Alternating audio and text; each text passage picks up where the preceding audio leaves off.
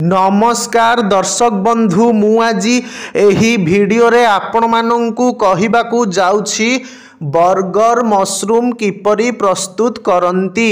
जदि आपण माने केही चैनल रे नुआ थांती चैनल को सब्सक्राइब करंतु एवं पाखरे आसुथिबा बेल आइकन टी ऊपर प्रेस करी पुनी ऑल नोटिफिकेशंस ऊपर क्लिक कर दियंतु। ताहेले एमिति जहा भी किछि नुआ नुआ रोसेई संबंधी वीडियो अपलोड करी सर्वप्रथमे आपण माने देखिबाकू पाई परिबे एवं चैनल को यथेष्ट मात्रा रे लाइक शेयर करने को भूलिबेनी। ताहेले चलंतु देखिनबा बर्गर मशरूम किपरि प्रस्तुत करंती एवं एथिपाई कौन कौन सामग्री प्रथमे नेबाकू हुए।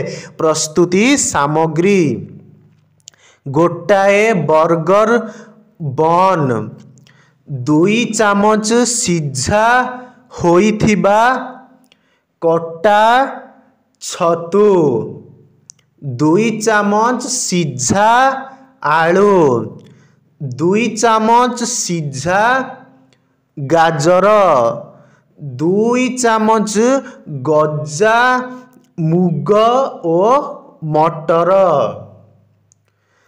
2टी कटा टमाटो स्लाइस 2टी कटा काकुड़ी स्लाइस 1 चामच कटा धनिया पत्र 1 चामच टमाटो सॉस एवं स्वाद अनुजाई लूण। प्रस्तुत प्रणाली बर्गर को मझीरु काटी बटर रे भाजी प्लेट रे रखंतु। कड़ाई रे तेल तातिले सिझा छतु पकाई भाजी प्लेट रे रखंतु। गोटिए बर्गर रखी ता उपरे गजा मुग कटा पियाज कटा टमाटो दियंतु।